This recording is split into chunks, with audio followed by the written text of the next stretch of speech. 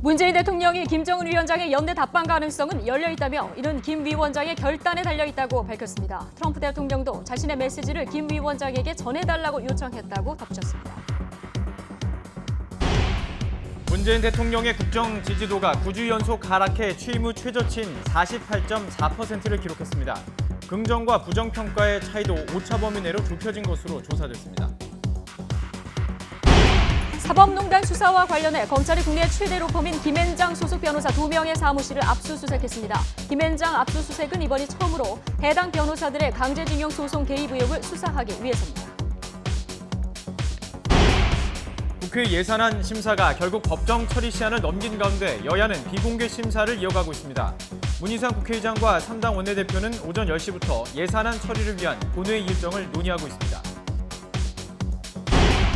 미국과 중국이 무역전쟁 90일 휴전에 합의했습니다. 당장 내년 1월부터 미국이 중국산 제품에 부과하려던 추가 관세를 중단하고 다시 협상하기로 했는데 앞날은 여전히 불투명합니다. 서울을 비롯해 서쪽 지역의 비는 그쳤고 동쪽 지역에 내리는 비도 오후엔 점차 그치겠습니다. 비는 소강 상태를 보이다 내일 새벽부터 다시 내릴 것으로 보입니다. 비가 그친 뒤 수요일부터 한파가 찾아오겠습니다.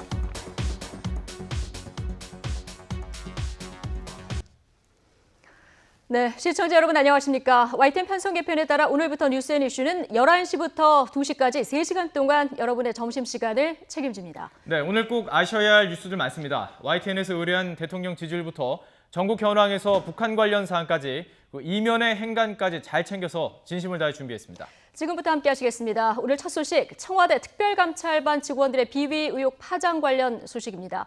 국회도 지금 이 문제로 시끄러운데 야당은 조국 민정수석의 즉각 경질을 주장하는 등 연일 공세 수위를 높이고 있습니다. 여당인 더불어민주당에서도 일부 책임론이 제기됐지만 이해찬 대표는 정치적 행동이라면서 경질 요구를 일축했습니다. 취재기자 연결해 보겠습니다. 조은지 기자. 네, 국회입니다. 네, 문제가 불거졌을 때부터 야당 비판은 계속됐죠. 조국 수석 사퇴하라 강하게 밀어붙였는데 오늘 오전에 이해찬 대표가 이 부분을 일축했어요.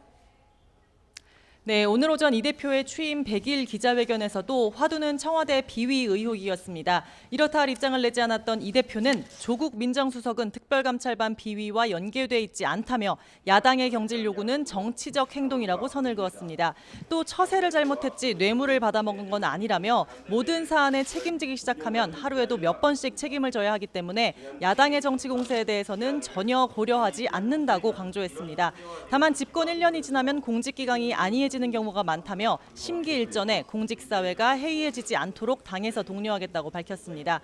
민주당은 어제 사과문을 냈었죠. 정의로운 대한민국 건설을 위한 길에는 그 어떤 타협도 없을 것이다 이런 제목이었는데요. 이 논평에 대해 여당에서도 조수석의 책임론이 나온다 이런 해석이 불거지자 서둘러 불을 껐습니다. 이재정 대변인은 사과는 집권 여당이자 현재를 책임지는 공당으로서 사태 전반에 대한 도의적 책임을 적시한 거라고 선을 그었습니다. 당장 야당은 맞불을 놨습니다. 자유한국당 김성태 원내대표는 청와대는 나사가 풀렸는데 이를 조일 드라이버마저 없다며 이를 관리 감독할 민정수석은 자기 정치하느라 SNS만 한다고 조국 수석을 비판했습니다. 그러면서도 나라 꼴이 잘 돌아가길 바란다면 그게 도둑놈 심보라고도 했습니다. 문재인 대통령을 향해서도 계속 SNS만 하며 정의로운 나라를 만든다고 할 게 아니라 해외 순방에서 돌아오는 대로 청와대 직원 단속부터 철저히 해달라고 촉구했습니다. 바른미래당 김관영 원내대표는 조국 수석을 즉각 경질해 흐트러진 청와대 기강을 바로잡아야 한다고 공세 수위를 높였습니다. 김 원내대표는 청와대에서 정권 말기에도 보기 힘든 일들이 버젓이 일어나고 있다며 조 수석이 대통령을 정말 위한다면 하루빨리 스스로 사퇴하는 게 맞다고 지적했습니다. 이어 이번 특별감찰관 비위는 민정수석실 산하 조직에서 일어난 일이라며 조 수석이 검경에 신속한 비위 조사를 요청한 건 유체이탈 화법으로 어이가 없다고 비판했습니다.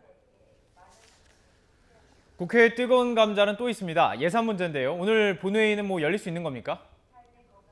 네, 오전 10시부터 문희상 국회의장 주재로 민주당 홍영표, 한국당 김성태, 바른미래당 김관영, 여야 3당 원내대표가 회동을 했습니다. 막 끝나고 대표들이 나오고 있는데 발언마다 조금씩 온도차가 있습니다. 하지만 오늘 오후 열리기는 물리적으로 힘들어 보입니다. 예산 심사 진행 상황을 우선 확인하고 오늘 오후 본회의를 소집할 수 있을지 이런저런 얘기를 나눴는데 합의에는 이르지 못했습니다. 지난 금요일까지 활동 기한이었던 예산 소위는 증액 심사는 시작도 못했고 사업별 감액을 놓고 건건 사건이 부딪혔습니다. 여야 3당 예결위 간사 주말도 없이 이른바 소소위를 통해 예산 소위에서 보류된 안건 246개를 밤새 심사했지만 남북경제협력기금 등 쟁점 예산은 이견을 좁히지 못한 채 다시 보류한 것으로 전해졌습니다. 결국 내년 나라살림 예산은 당 지도부끼리의 담판을 통해 매듭지어질 것으로 보입니다. 그러려면 물리적인 시간이 며칠 더 필요합니다. 지난해에는 12월 6일에 본회의가 열렸는데 올해도 그때를 전후해 일정이 잡힐 것 같습니다. 본회의 여부만큼이나 오늘 국회 교육위원회에 시선이 쏠려 있습니다. 사립유치원 관련 법안 심사가 한창인데요. 이례적으로 소위 전 과정이 생중계되고 있습니다. 민주당 박용진 의원이 주도한 박용진 3법과 자유한국당이 자체적으로 마련한 유치원 3법이 도마 위에 올랐습니다. 돈 관리, 즉 회계 처리 방식이 쟁점인데요. 박용진 3법은 자금을 일원화해서 관리 감독을 받자 이렇게 주장하는 반면 한국당의 유치원 3법은 보조금과 지원금은 국가회계로 교육청에 보고하고 학부모가 내는 돈은 일반 회계로 구분해 따로 외부에 공개하게끔 했습니다. 지원금, 보조금 공방도 헷갈리시죠? 지원금은 유용해도 딱히 처벌할 수가 없습니다. 민주당은 이걸 처벌하고 환수가 가능한 보조금으로 전환하자, 그리고 강력한 처벌 조항을 두자고 하고 있는데 한국당은 학부모 선택을 존중하는 지원금 본연의 특성을 살려야 한다고 맞서고 있습니다. 중간 입장이었던 바른미래당이 어떤 절충안을 내놓을지에 따라 분위기가 좌우될 것으로 보입니다. 지금까지 국회에서 YTN 조은지입니다.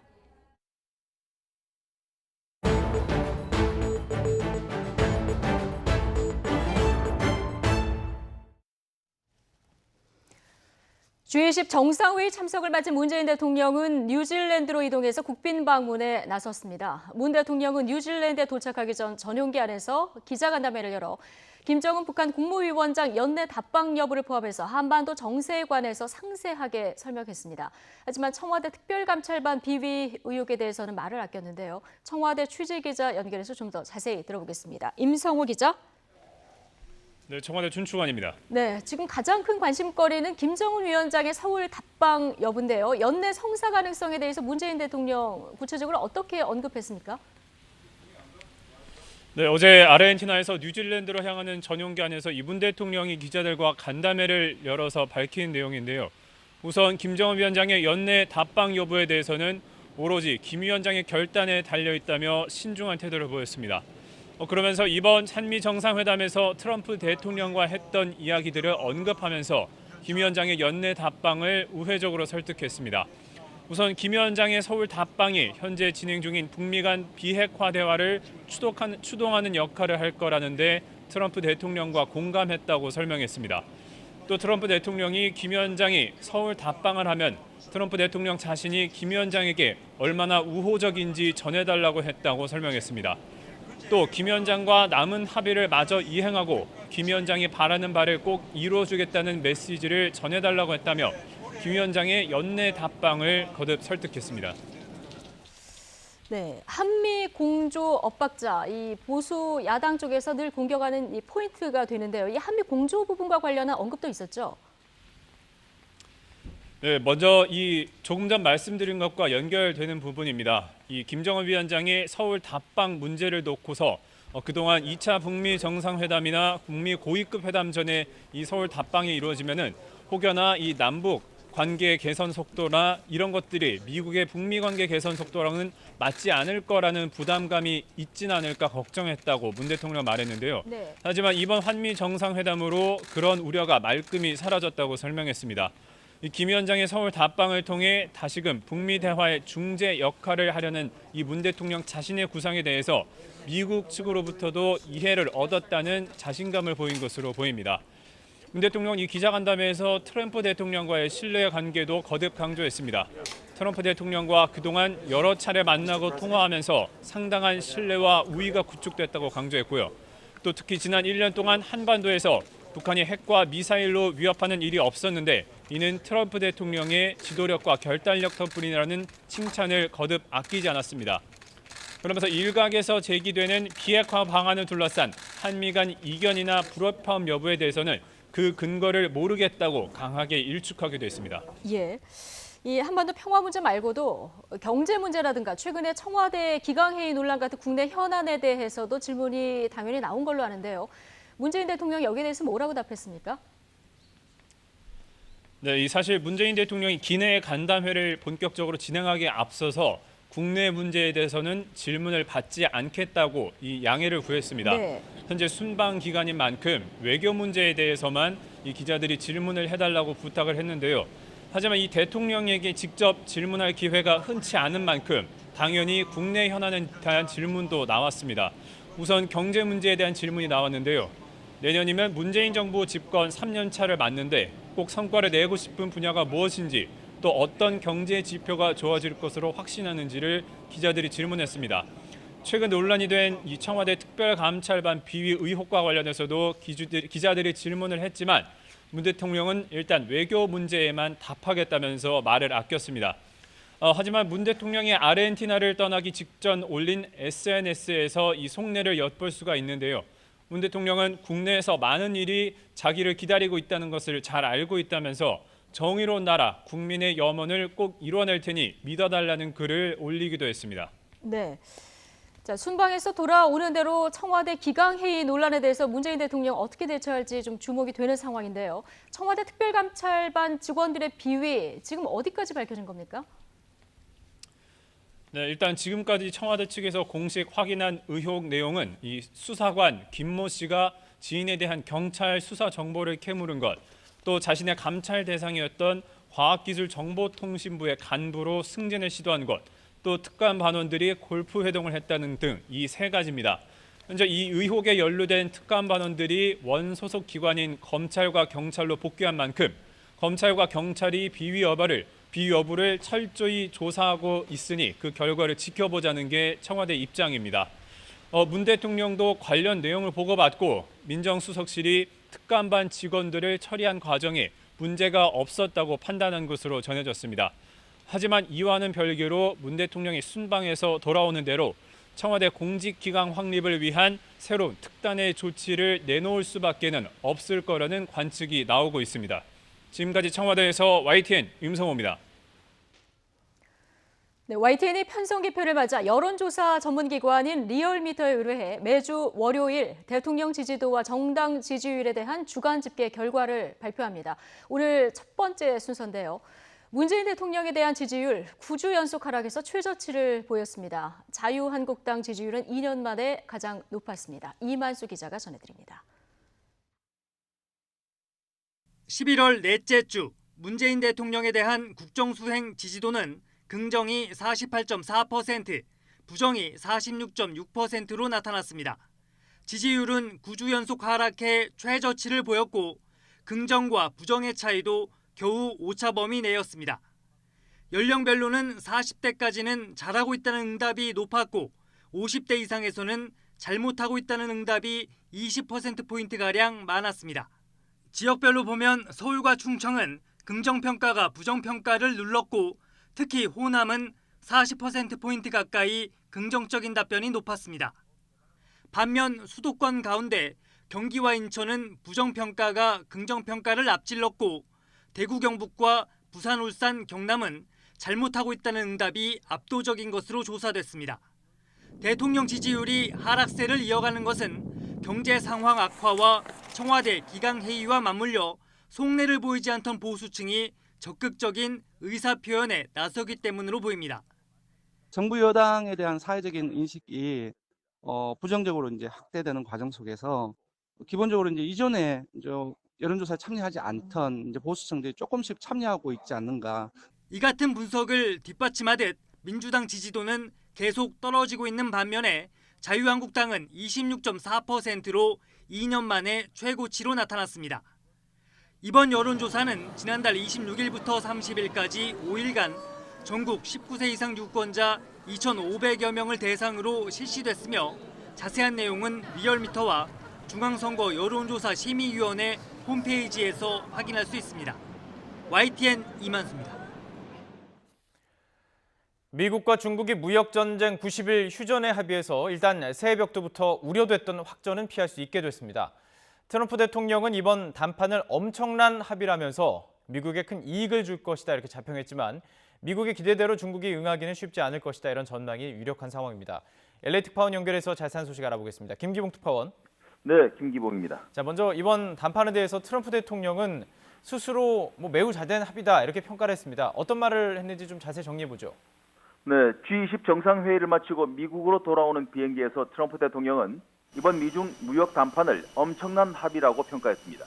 협상이 성사되면 역대 가장 큰 합의 가운데 하나가 될 것이라고 말했는데 그만큼 이번 협상이 미국의 큰 이익이 될 거라는 의미로 들렸습니다. 트럼프 대통령은 이번 협상이 농산물, 공산품 할 것 없이 모든 종류의 미국 제품에 대해 매우 긍정적인 영향을 미칠 것이라고 말했습니다. 예. 무엇보다 자신은 대중국 관세를 보류하는 것이지만 중국은 미국에 대해 더 개방을 할 것이며 관세를 제거할 것이라고 평가했습니다. 자신은 언제든 반격할 고삐를 잡고 있지만 중국은 사실상 항복할 것이라는 뉘앙스로 들렸는데 그만큼 이번 담판이 미국의 승리로 이어질 것으로 기대하는 발언으로 해석됩니다. 네, 사실 그 트럼프 대통령의 그 발언에 앞서서요, 백악관도 이미 이번 담판에 대해서 기대를 나타내지 않았습니까?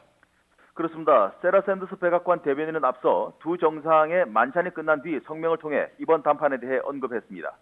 두 정상은 일단 관세 확전을 멈추고 강제적인 기술 이전, 지식재산권 보호, 비관세 장벽, 사이버 침입과 절도, 그리고 서비스와 농업에 관한 협상을 즉각 개시하기로 했다고 밝혔습니다. 사실상 그동안 대중국 무역과 관련해서 미국이 제기해온 모든 불만이 다 나열된 것인데요. 이번 90일간의 협상을 통해 미국의 요구를 모두 관철하겠다는 의지로 들립니다. 아울러 미국은 일종의 단기 전리품으로 두 가지를 내세웠습니다. 한 가지는 강력한 마약성 진통제 펜타닐을 중국도 규제 약물로 지정해서 이 약을 미국에 파는 사람은 중국에서 최고 법정형에 처하기로 한 것입니다. 그리고 중국의 반대로 중단됐던 미국 퀄컴사의 네덜란드 NXP 반도체 인수권도 사실상 타결이 이루어졌다는 점을 트럼프 대통령이 기내에서 다시 언급하기도 했습니다. 자, 미국의 바람이 이렇게 큰데 상대국인 중국의 입장이 중요하지 않겠습니까? 중국의 반응은 네. 어떻습니까? 네, 아직 중국은 이번 담판과 향후 협상 전망에 대해 추가 입장을 내놓지 않았습니다. 그러나 이번 협상이 트럼프 대통령의 말처럼 미국에 일방적으로 유리한 쪽으로 풀리기는 쉽지 않을 것으로 보입니다. 시진핑 주석은 담판 현장에서도 양국의 상호 이익을 보장할 수 있어야 한다는 점을 강조했습니다. 그동안 중국이 미국의 관세 폭탄에 대해 즉각적인 보복을 해왔던 것도 미국의 주장처럼 중국이 잘못하지만은 않았다는 나름의 논리와 주장이 있기 때문이었습니다. 따라서 그런 중국이 갑자기 백기를 들고 미국의 모든 요구에 응할 가능성은 크지 않다는 전망이 유력합니다. 더구나 이 90일이라는 기간이 양국이 그 원만한 합의를 이끌어내기에는 결코 길지 않은 시간으로 보이고 있습니다. 협상 전망은 네. 어떻게 보고 계십니까? 네, 결론적으로 말씀드리면 협상이 결코 쉽지는 않지만 그렇다고 완전 불가능한 것도 아니라고 전망할 수 있겠습니다. 예. 쉽지 않은 이유는 미국과 중국 두 나라 모두 물러설 수 없는 구조적인 문제가 있기 때문인데 미국 국익 우선주의를 내세워 먼저 무역 전쟁을 일으킨 트럼프 대통령으로서는 성과 없이 손을 떼기 어려운 상황입니다. 스스로 가장 높은 치적으로 여기는 공약 이행을 이루기 위해 무조건 결과물을 내기를 바라기 때문입니다. 하지만 중국 또한 결사항전의 이유가 있습니다. 이번 무역 전쟁에 밀렸을 때 단지 무역 수지 변화에 그치지 않고 중국의 미래 먹거리이자 장기 비전인 이른바 기술 굴기가 뿌리째 꺾일 수 있다는 위기감 때문입니다. 예. 그러나 무역 전쟁이 치킨 게임 양상으로 확전될 경우에 양쪽 모두 이익은커녕 출혈만 커진다는 점을 알기 때문에 모종의 타협이 이루어질 가능성도 완전히 막힌 건 아니라는 전망도 있는 상황입니다. 예. 자, 그렇다면 마지막으로 이 그 휴전 90일이 우리나라에 끼친 영향이 궁금합니다. 정리해 주시죠. 네, 우리 두 나라 무역 전쟁이 일단 확전을 피했다는 점은 우리 경제에 긍정적으로 작용합니다. 특히 중국과 미국의 수출을 많이 하는 기업에는 단기적 호재가 되는데 업종별로는 중국 수출이 많은 중간재나 반도체 기업들이 일단 걱정을 좀 덜었다는 평가입니다. 미중 양국 관계로부터 교역량이 적어지면 그들 나라에 들어가는 중간재도 직간접 영향을 받아 위축될 수밖에 없기 때문입니다. 미국이 당초 예정대로 다음 달부터 중국산 수입품 2천억 달러어치에 대해 현행 10%의 관세를 25%로 올릴 경우 우리 수출이 최대 0.5% 위축될 것이라는 추산도 나온 상태여서 우리 기업은 일단 이번 담판으로 한시름을 놓았다 이렇게 볼 수 있습니다. 하지만 앞서 말씀드린 대로 이 휴전이 그야말로 3개월짜리 휴전에 그치고 이후 더 확전될 가능성도 충분히 있기 때문에 우리 기업들은 긴장 속에서 대책 마련에 노력을 해야 할 것으로 보입니다. 예, 결국 두 나라 모두 지혜로운 접점을 찾아야 자국뿐만 아니라 우리나라에도 유리할 수 있을 것 같습니다. LA 김기봉 특파원의 이야기 들어봤습니다. 고맙습니다. 지난 1일 송파와 강동을 잇는 서울 지하철 9호선 3단계 구간이 공식 개통했습니다. 9호선은 이른바 지옥철이라고 불릴 만큼 이용객들이 많은 노선이었죠. 오늘이 첫 개통일인데 출근길 걱정이 많았습니다. 취재기자 연결해서 알아보겠습니다. 오승엽 기자. 네, 정국부입니다. 네, 9호선 지금 상황 어떻습니까? 네, 지금은 승객이 그리 많지 않아서 이용하기에 불편하지 않은 상황입니다. 하지만 아침 출근 시간대엔 많은 이용객이 몰려 특히 급행열차가 서는 여의도와 신논현역 등에서 한때 극심한 혼잡이 빚어지기도 했습니다. 앞서 서울시는 이번 구간 연장에 따라 송파 강동 지역을 중심으로 하루 평균 12만 명가량이 9호선을 새롭게 이용할 것으로 예측했습니다. 이렇게 될 경우 지금도 160명이 정원인 한 칸에 최대 261명 정도가 타고 다니는데 개통 이후엔 16명가량 늘어나게 됩니다. 8개 역이 추가돼 이처럼 이용객이 늘어나지만 급행 일반 열차의 하루 운행 횟수는 그대로입니다. 당연히 배차 간격이 길어지게 되는데 이미 10월 시운전 시작 이후 출근 시간대 배차 간격은 40초에서 1분 30초씩 늘어나 있는 상태입니다. 혼잡도가 더 높아질 수밖에 없는 구조입니다. 이번에 그 구간 연장으로 편해지는 부분도 있죠? 네, 그렇습니다. 이번 구간 연장으로 한강 이남으로 서울 동서를 잇는 황금 노선이 생겼습니다. 기존 종착역이던 송파구 종합운동장서부터 강동구 중앙보훈병원역까지 8개 역 9.2km 구간이 새로 뚫린 건데요. 송파 강동에서 강남이나 여의도까지 지하철로 이제 한 번에 갈 수 있게 된 겁니다.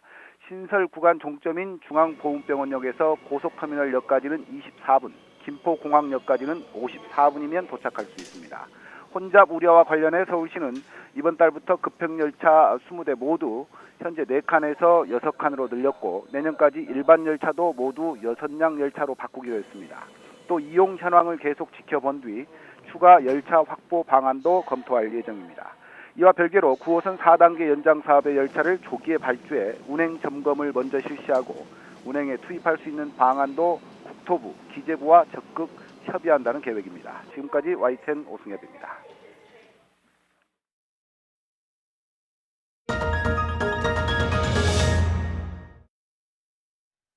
네, 이번에는 YTN 단독 취재 내용입니다. 사법농단을 수사하고 있는 검찰이 최근 국내 최대 로펌이죠. 김앤장 사무실을 압수수색한 것으로 확인됐습니다. 강제징용 피해자 소송과 관련해 양승태 대법원과 김앤장이 긴밀히 접촉한 증거를 검찰이 상당수 확보한 것으로 보입니다. 먼저 강희경 기자의 보도입니다. 사법농단 의혹을 수사하는 검찰이 우리나라 최대 로펌인 김앤장 법률사무소를 최근 압수수색한 것으로 YTN 취재 결과 확인됐습니다. 박근혜 청와대와 양승태 사법부에 일제 강제징용 재판 개입 의혹을 확인하기 위해서입니다. 박근혜 정부에서 2015년 2월부터 이듬해 5월까지 청와대 법무비서관을 지낸 곽병훈 변호사, 일제 전범기업 소송과 관련된 한모 변호사의 사무실이 주 대상입니다. 김앤장 소속의 두 변호사는 일제 강제징용 소송 당시 양승태 전 대법원장 측과 접촉해 재판 지연에 관여한 의혹을 받고 있습니다.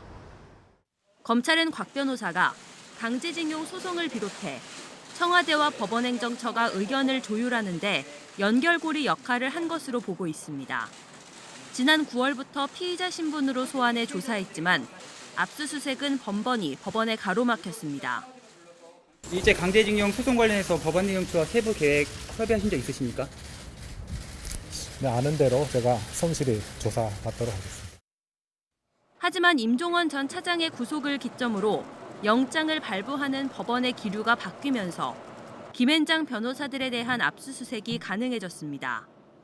검찰 관계자는 양승태 대법원이 김앤장 소속 변호사들을 통해 강제징용 소송에 어떻게 개입했는지 추가 증거를 확보하기 위한 절차라고 설명했습니다. 압수수색 결과 양승태 대법원이 김앤장과 수시로 접촉한 정황을 상당수 확보한 것으로 알려졌습니다. 이에 대해 김앤장 측은 진행 중인 사건에 대해 답할 수 있는 게 없다며 말을 아꼈습니다. 우리들 지금 진행 중인 사건에 대해서 따로 말씀드릴 특별히 없습니다만은. 검찰이 대법원에 이어 최대 로펌 김앤장에 대해 사상 첫 압수수색에 나서면서 재판 거래 의혹의 실체가 드러날지 주목됩니다. YTN 강희경입니다. 네, 국내 최대 로펌 김앤장이 처음으로 검찰의 압수수색을 받게 된 이유, 양승태 사법부 시절 강제징용 재판 관여 의혹 때문입니다. 재판에 넘겨진 임종원 전 법원행정처 차장의 공소장에도 김앤장 단어가 4차례 등장합니다. 이번 압수수색 배경과 의미, 양희력 기자가 계속해서 전해드립니다. 지난 2012년 대법원은 일본 전범기업들이 강제징용 피해자들에게 배상해야 한다는 취지로 사건을 돌려보냈습니다.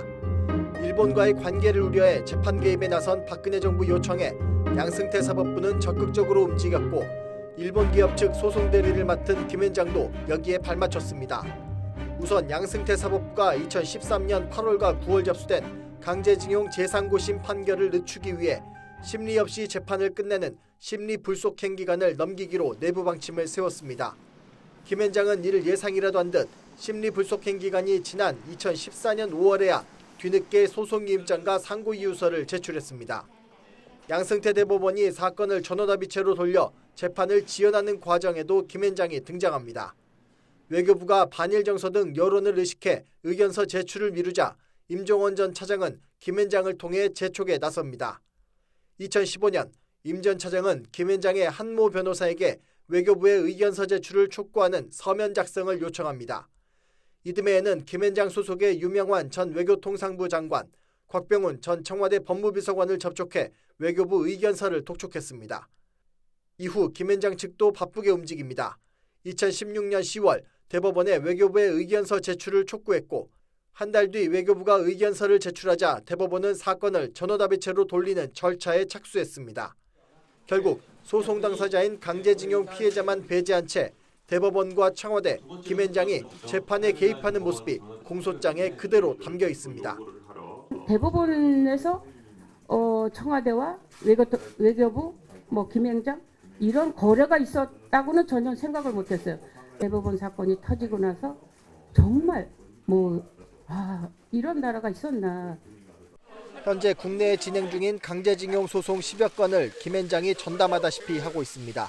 이에 대해 김앤장 측은 공식적인 언급을 피한 채 검찰 움직임을 예의주시하고 있습니다. 결국 검찰의 이번 압수수색은 강제징용 재판 연기를 두고 대법원을 비롯해 청와대와 김앤장의 삼각고리가 얼마나 밀접하게 움직였는지 확인하기 위한 것으로 풀이됩니다. YTN 양희력입니다. 네, 방금 들어온 소식 전해드리겠습니다. 검찰이 전 대법관에 대해서 구속영장을 청구한 것으로 전해지고 있습니다. 사법농단 의혹을 수사하는 검찰이 박병화 고용한 지금 대법관에 대해서 전 대법관에 대해서 구속영장을 청구했습니다. 서울중앙지검은 오늘 두 전직 대법관에 대해서 직권남용 등의 혐의로 구속영장을 청구했다고 밝혔는데요. 전직 대법관이 범죄 혐의와 연루돼서 구속영장이 청구되는 것은 헌정사상 처음 있는 일입니다. 검찰은 박병대, 고용한 전 대법관이 앞서 조사한 전현직 판사들과 서로 다른 진술을 내놓는 등 증거를 없앨 우려가 있는 것으로 보고 있습니다. 검찰 관계자는 두 대법관 출신이 개인적 일탈이 아닌 업무상 상하관계에 의한 지시 감독에 따른 범죄 행위라면서 이미 구속된 임종원 전 차장의 상급자로서 더 큰 결정권을 행사한 점 등을 고려했다고 영장의 청구 이유를 설명했습니다. 박 전 대법관은 지난 2014년부터 2년 동안 양승태 전 대법원장 아래서 법원행정처장을 지내면서 일제강제징용과 통진당 소송 등 각종 재판에 개입했다는 의혹 등을 받고 있습니다. 고 전 대법관은 2016년부터 1년여 동안 법원행정처장을 지내면서 현직 법관에 대한 수사 정보를 빼돌리고 부산고등법원 판사의 비위 의혹을 은닉하는 데 관여한 혐의 등을 받고 있습니다. 잠시 뒤에 자세한 소식 다시 한번 전해드리겠습니다. 산림청 헬기 추락 사고로 순직한 희생자를 기리는 연결식이 오늘 오전에 엄수됐습니다. 국토부와 경찰은 과실 여부를 포함해 정확한 사고 경위를 조사하고 있습니다. 자세한 내용 취재기자 연결해서 알아보겠습니다. 김태민 기자. 네, 사회부입니다. 사고 발생 사흘째입니다. 오늘 연결식이 치러졌죠? 네, 산림청은 오전 9시 인천의 한 장례식장에서 이번 사고로 순직한 정비사 43살 윤모 씨의 연결식을 산림청장장으로 치렀습니다. 연결식에는 유족과 산림청 동료들, 김지한 산림청장 등이 참석해 고인을 애도했습니다. 앞서 윤 씨는 지난 1일 오전 서울 노원구 영축산의 산불 진화 작업을 위해 헬기에 올라탔다가 변을 당했습니다. 사고 당일 김포공항에서 출동한 헬기는 강동대교 인근 한강에서 물을 싣다가 추락했습니다. 함께 탔던 기장과 부기장은 구조됐지만 정비사 윤 씨는 끝내 숨진 채 발견됐습니다. 윤 씨의 시신은 오늘 오후 5시쯤 국립대전현충원에 안치됩니다. 이런 가운데 관계당국과 수사기관은 본격적인 사고 원인 조사에 들어갔습니다. 우선 국토부는 사고 헬기를 해체해 기체 결함이 있었는지 또 정비가 제대로 이루어졌는지 파악할 계획입니다. 경찰 역시 현재 입원 중인 김모 기장 등이 퇴원하는 대로 당시 사고 상황에 대한 1차 조사를 벌일 예정입니다. 이후 국토부에서 파악한 사고 원인 결과를 토대로 업무상 과실이 있었는지 따져볼 방침입니다. 아울러 사고 원인이 기체 결함으로 드러날 경우 관계자들을 추가로 불러 조사할 가능성도 배제하지 않고 있습니다. 지금까지 사회부에서 YTN 김태민입니다.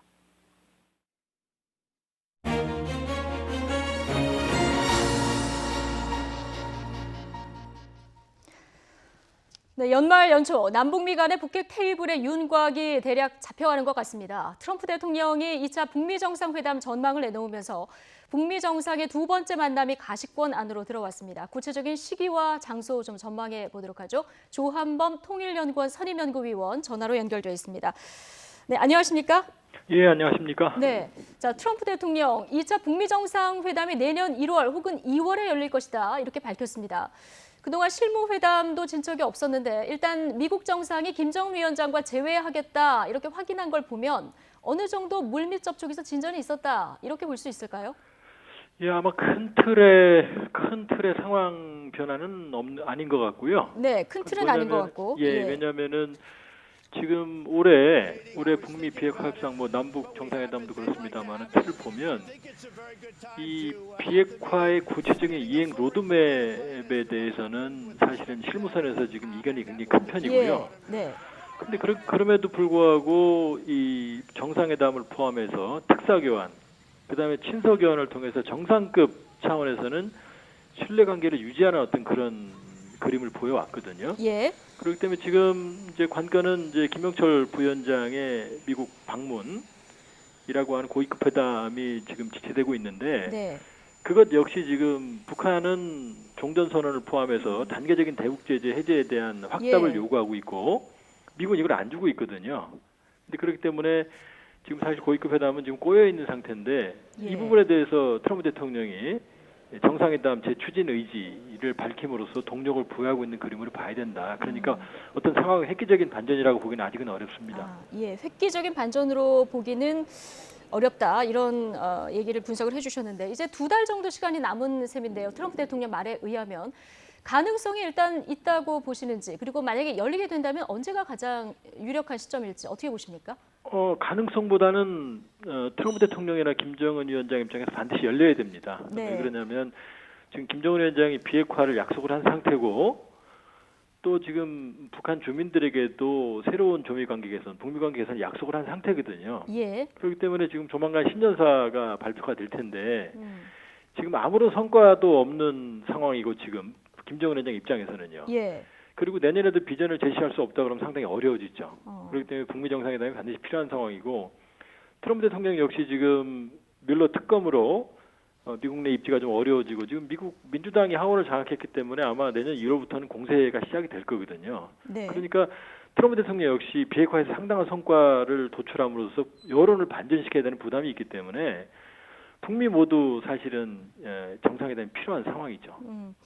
필요한 상황인데 지금 북한이 미국이 원하는 비핵화와 관련한 북한의 진전된 해법이라던가 또 북한이 원하는 제재 완화 부분 이 부분에 대해서는 이제 두 나라의 고위급 회담이 열려봐야 이제 알 수 있을 것 같은 이런 상황인 것 같은데요. 지금 만약 열리게 된다면 2차 핵담판 장소가 어디가 될지도 관심입니다. 트럼프 대통령이 3곳을 검토 중이다 이렇게 얘기를 했거든요. 어디가 좀 유력해 보이십니까?